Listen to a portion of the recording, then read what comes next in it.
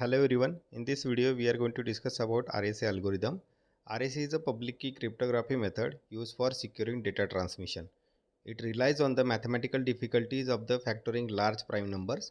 So for this purpose, there are three steps we are going to follow: key generation, encryption and decryption. Key generation involves several steps like step 1, two prime numbers we have to choose P and Q. Then we have to compute step 2, that is n equal to P into Q. In step 3 we have to find phi, which is P minus 1 into Q minus 1. Step 4, choose E such that it should be greater than 1 and less than phi, and it should have a greatest common divisor with phi as 1, that is they should not have a common factor other than 1. Then step 5, we have to compute D such that D into E equal to 1 mod phi, where we have to find inverse of E. Then step 6, whatever we have calculated, out of that n comma E is a public key that we have to share with all the users, and a private key, that is n comma D, we have to share only with the intended receiver. Then in the encryption step, along with the public key we have to share a ciphertext, that is the text that we are going to compute from the actual message. So C equal to m to the power E mod n, which gives us ciphertext with the help of public key E comma n. So it converts plaintext m into ciphertext C. Then in the decryption process we have to do a retrieval of capital M, that is a message. So capital M equal to C to the power D mod n, where D and n are the private keys. In this way we can retrieve a capital M, that is a message, at the receiver side, which recovers original message using a private key. So this is a visual representation of the previous step, which involves three processes: key generation, encryption and decryption.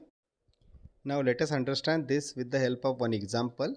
In this example, P, Q, E and M are given. P as 5, Q as 11, E as 7 and M, that is our message, as 8. So let us calculate all the values. So under key generation we are going to calculate n as P into Q, that is 5 into 11, which gives us 55. Then we are going to find phi, which is P minus 1 into Q minus 1, that is 5 minus 1 into 11 minus 1, that is 40. Then we are going to calculate D, which is equal to D into E greater than equal to 1 mod phi. Then actually we have to choose E, but in this numerical E is already given, that is 7. So let us directly calculate D. So D can be calculated by incrementing D's value from 1 onwards. So we will get a 23, where product of E and D returns 1 as a remainder. So D is 23. Then in the encryption process we are going to share public key n comma E, which is n is 55, E is 7, with all the users, and along with that we are going to share ciphertext C, which is C equal to m to the power E mod n, where in our numerical value of m is given as 8. So 8 to the power 7 mod 55, which is returns remainder as a 2, which is nothing but a ciphertext C equal to 2. So this ciphertext will be received by all the users along with the receiver. So receiver requires a private key D, which is equal to 23.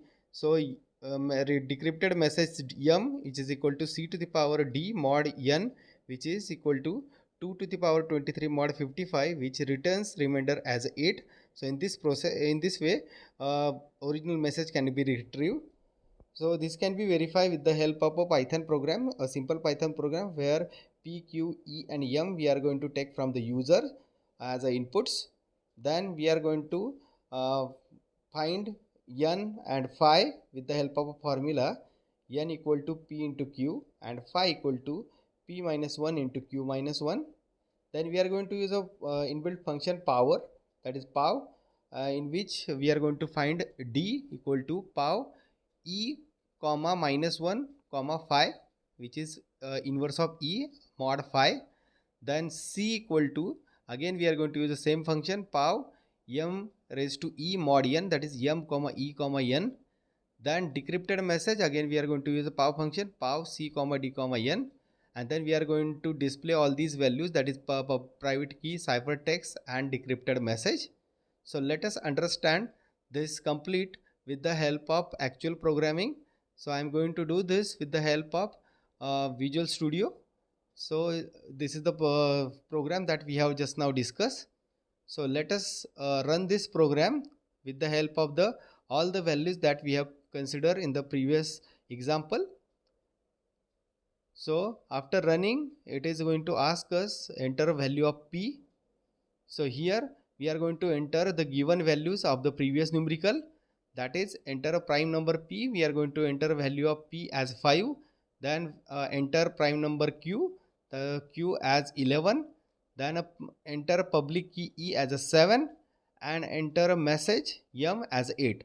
So you can see after running this, it gives us private key d as a 23 and ciphertext c as a 2 and message decrypted message as 8, which we have already considered. So we are retrieving it back. So in this way we can verify RSA algorithm. So let us now consider one more example with the different values.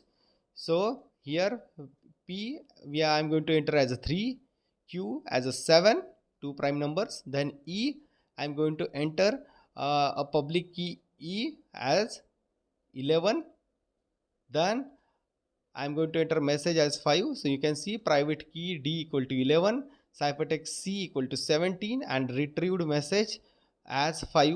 So in this way we can verify RSA algorithm with the help of a simple Python program which is short and simple to understand. So this is how RSA algorithm works, which is a asymmetric key public key algorithm. So this is all about RSA algorithm, its working and a program. Thank you.